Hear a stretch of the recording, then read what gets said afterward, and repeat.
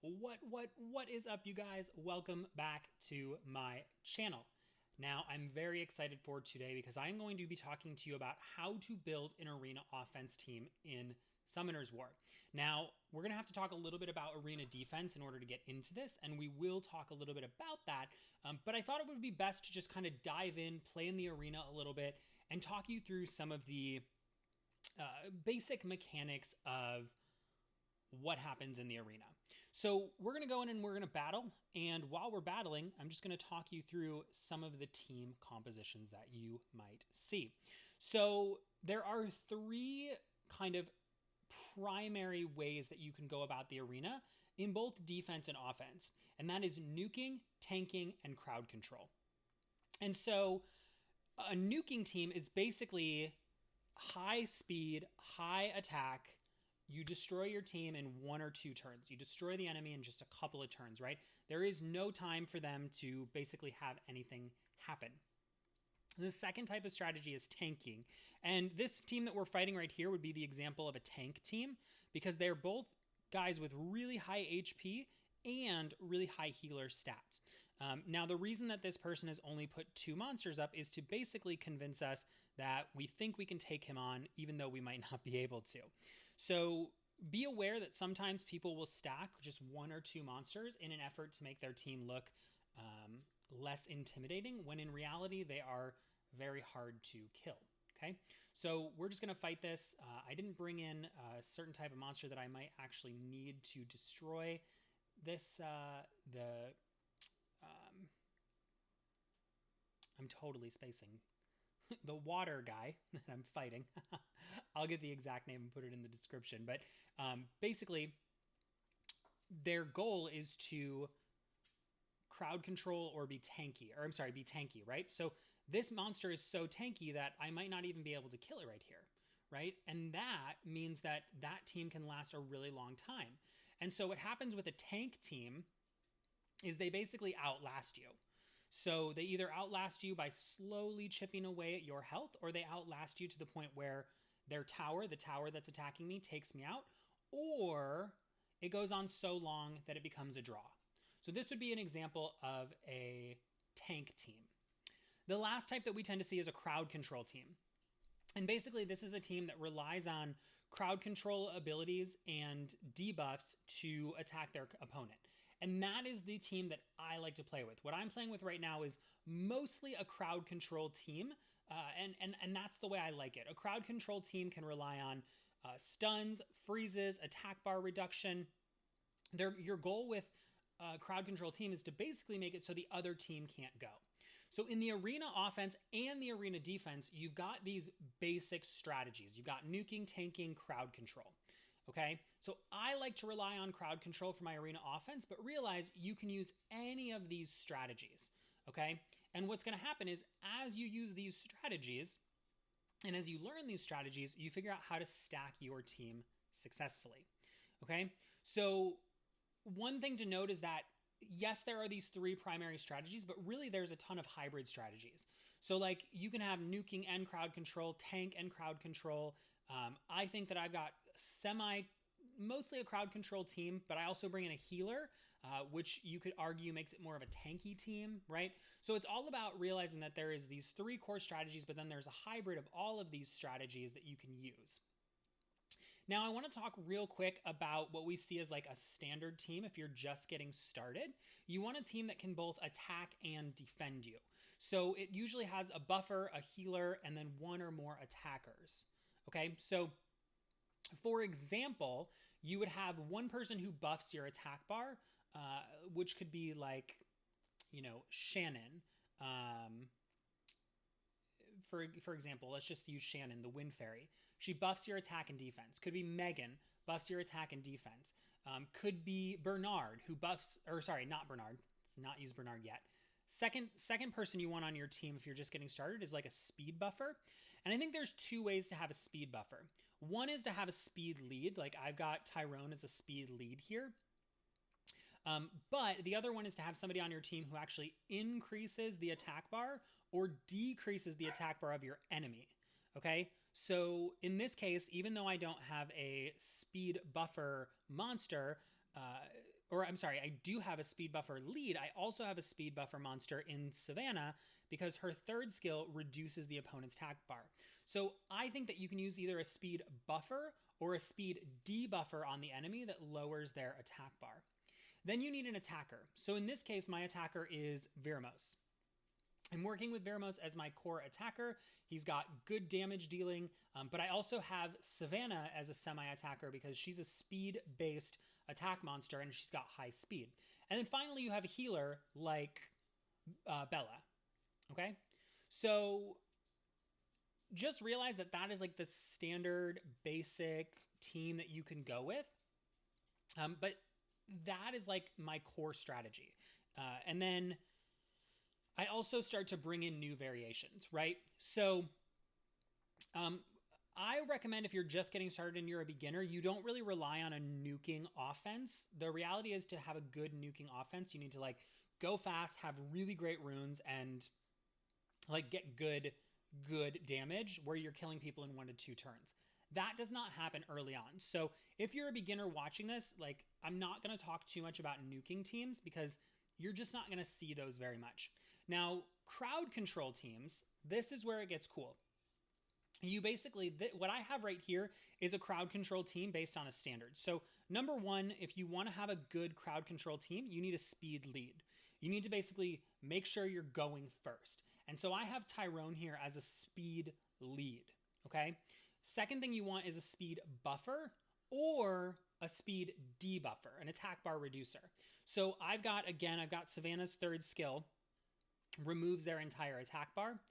You also want a stunner or a freezer, so somebody that actually freezes or stuns, and you may want despair runes as well, and then you want someone to attack, and that in my case would be my Veramos. So I could, by rights, replace my Veramos with Tashar or Sigmaris, but I like Veramos because he's got that second skill that stuns the enemy, and I just love having that stun effect, even though I could get the same freeze effect from Sigmaris. I just personally, this is like my go-to team. So what you're going to notice here is that the team I'm going up against is actually a hybrid team where they've got a speed lead, a buffer, and 2 damage dealers. So this is like a nuker team, right? So what will happen, I'll actually show you, we'll fight here. What's going to happen is they're going to go first, more than likely, because they look like they've got strong runes and good speed. So they're going to go first, and their Bastet, the Water Desert Queen, is going to go first, and basically, normally, the AI doesn't always play nice, but normally, she would buff the entire team, okay? Now that the entire team is buffed, or would be buffed, they can basically take me out, right? They've got the ability and the attack and the runes to take me out. So the only way that I could really overcome this team would be to go first and to crowd control them so they cannot move, or to go first and nuke them so they can't move. So because I'm going up against a nuker team, I either need to nuke them faster or crowd control them faster, okay? And then let's talk about the last team, which is a tank team.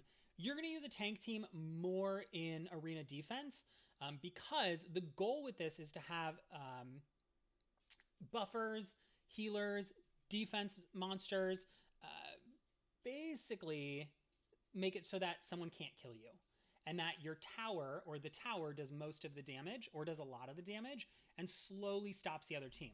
So you can have 2 defensive monsters, 2 healers, 2 defensive monsters, a healer and an attacker. You can have 3 healers and a defense based attacker.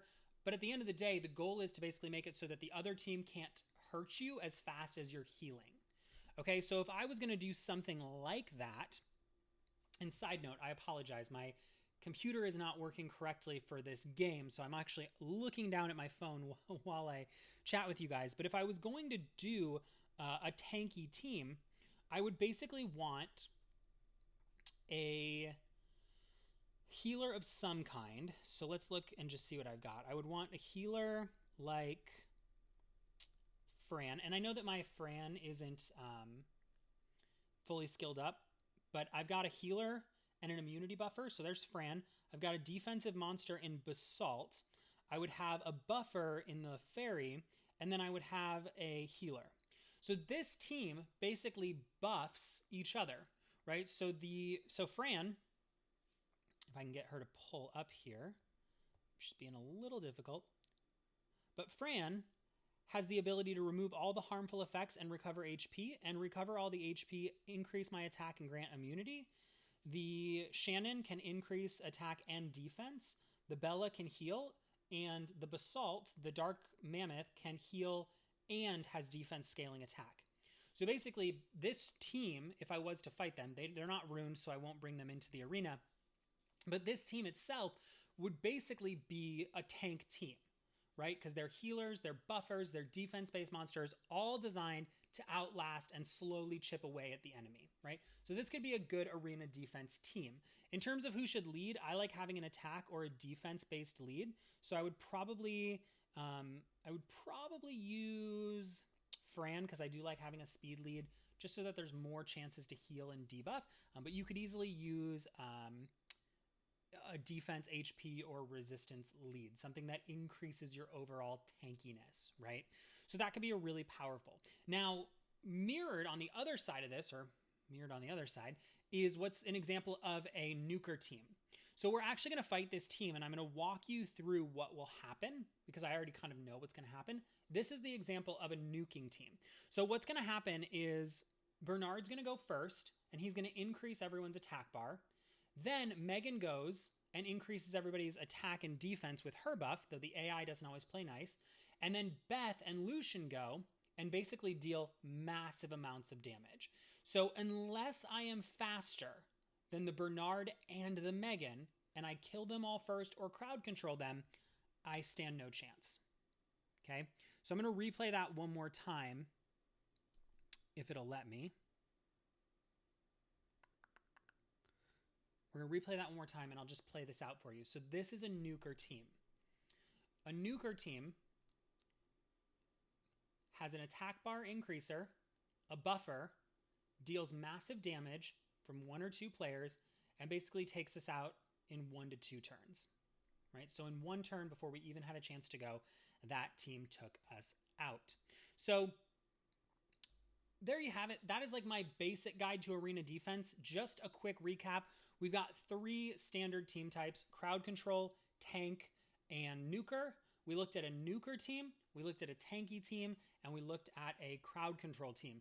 Realize that every team, for the most part, especially as you advance, is going to be a hybrid. And what you want to do is identify, when you go in, who are we actually fighting against? Are we fighting against a nuker, a tank, or a crowd control team?